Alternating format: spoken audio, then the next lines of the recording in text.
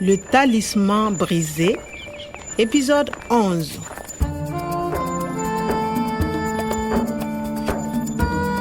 Yiitugol professeur Omar fawi ko e takkondirde geɗe gonnoɗe e talkuru makko helnu ndu pellet ko talkuru ndu woni coktirgal kawis o. Kwame, qu'est-ce que c'est? Mon professeur aussi a un talisman comme ça. Professeur je Clément o hono professeur Kouada gollidi e professeur Omar. Kanko kadi himo jogii talkuru nanduno e nduɗo. Mami yaada e Clément to ñaamey mi hawroya e archéologue mawɗo o. Voyage au Niger, rencontre à Niamey, Sajou Bokar. Sajou Bokar, peero o griyo. Professeur Omar no heewi diisade mbo. Miɗo foti wowlande mo. Dontori makko ndi wawat hollude mi komi haani wadde.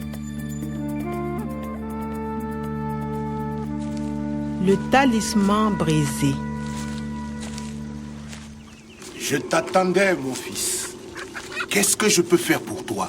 Qui est avec professeur Omar? Un professeur? Attends. Si le coq va en avant, c'est oui. S'il va en arrière, c'est non. Le coq va en arrière, c'est non. Ce n'est pas un professeur. C'est pour l'argent? Une rançon? Attends. Le coq va en avant. Oui, c'est une question d'argent. Yimɓe wudduɓe ngari koɗi bone naati. Yimɓe wudduɓe ɓe. C'est ça. Des hommes cupides ont enlevé le professeur Omar. Des criminels qui ne pensent qu'à l'argent. Où est le professeur? Si le coq va à droite, tu dois aller à l'est. L'est? Oui, mais si le coq va à gauche, tu dois aller à l'ouest. Regarde, Kwame. Le coq va à droite. Tu dois aller au Niger. Moƴƴi, ndaren. À gauche, to nano, l'ouest, ko hirnange, laaɓi cer.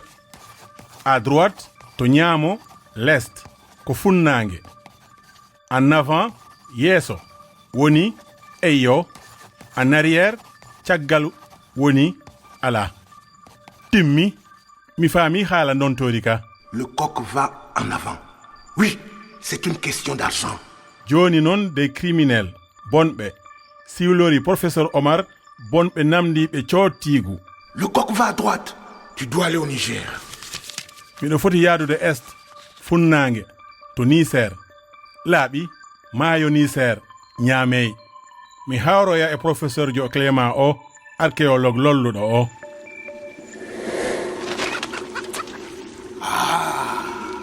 Il va à gauche. Hindi yara nano, à gauche, l'ouest. Qu'est-ce que c'est? Il y a une personne de l'Occident, une personne européenne et africaine. C'est qui? C'est quelqu'un de bien. Bien. Neɗɗo moƴƴuɗo, debbo. Europe naajo, Afrique naajo. So tawno non ko Nathalie?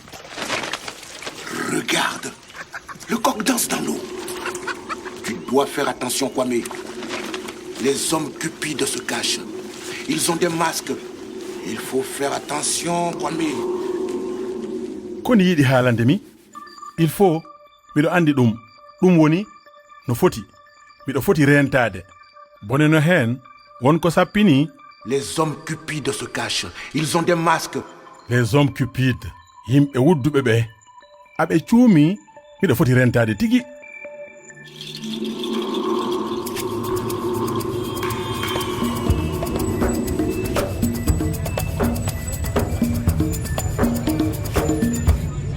Min e Clément, men kawri e waktuji 6 subaka.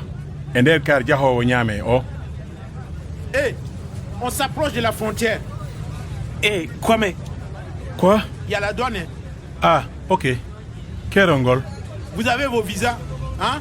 Préparez vos papiers. Merci. Moƴƴi, miɗo jogii visa. Allah yettama. Monsieur, votre passeport, s'il vous plaît. Le voilà. C'est bon. Et vous, monsieur, votre passeport, s'il vous plaît. Voilà, Merci. Pourquoi est-ce que vous venez au Niger? je vais à Niamey. Et vous, monsieur? on va à Niamey, à l'université de Niamey. Pourquoi aller voir l'université de Niamey? Pour rencontrer le professeur Kouada. Nous avons rendez-vous avec lui. Vous restez combien de temps au Niger? Combien Aujourd'hui, demain... Bon, très bien. Voici votre passeport. Je vous souhaite un bon séjour au Niger. Merci.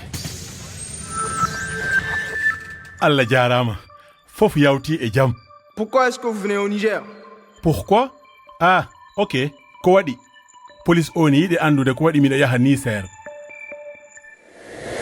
C'est bon. Le douanier a juste demandé pourquoi tu venais. Quand on te dit pourquoi ou pourquoi faire, tu peux répondre avec pour et ce que tu fais. Par exemple, pourquoi tu vas au restaurant? Pour manger. Pourquoi tu vas à Niamey? Pour voir ton professeur.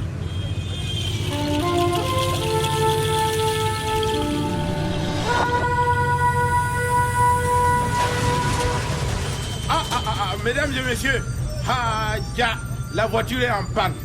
Ça là, c'est panne technique même. Qu'est-ce que c'est? C'est une panne. Panne technique. On est encore loin. Ouais, on est à Boubon. Kwame, il y a un problème. Ah bon? Je ne sais pas à quelle heure on va partir, mais bon, on va s'arrêter. Il faut descendre. Panugol. Buvez un peu d'eau, sortez. Nous sommes à Boubon. C'est à 20 km de Niamey. Kilomètre ji nogas ɗo e Niamey. Moƴƴi, mais hewti hay soko Boubon. Kono miɗo foti yiidude e professeur Kouada e ko ɓuri yawude. Wonki professeur Oma ko hen fawi. À suivre. Le Talisman brisé, une production de Radio France Internationale et des éditions Edicef. Avec le soutien de l'Organisation internationale de la francophonie et du ministère des Affaires étrangères et européennes.